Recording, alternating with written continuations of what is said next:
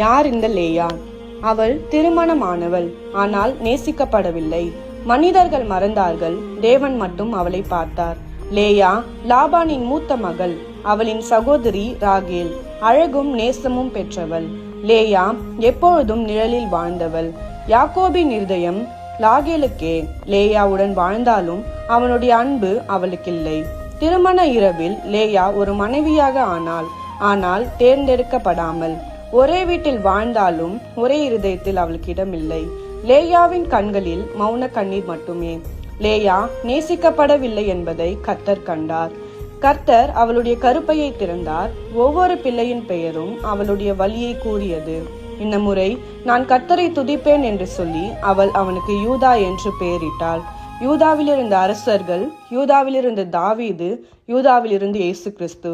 நீங்கள் ஒதுக்கப்பட்டவராக இருந்தாலும் தேவன் உங்களை மறக்கவில்லை. லேயாவை பயன்படுத்திய தேவன் உங்களையும் பயன்படுத்துவார். ஆமென்.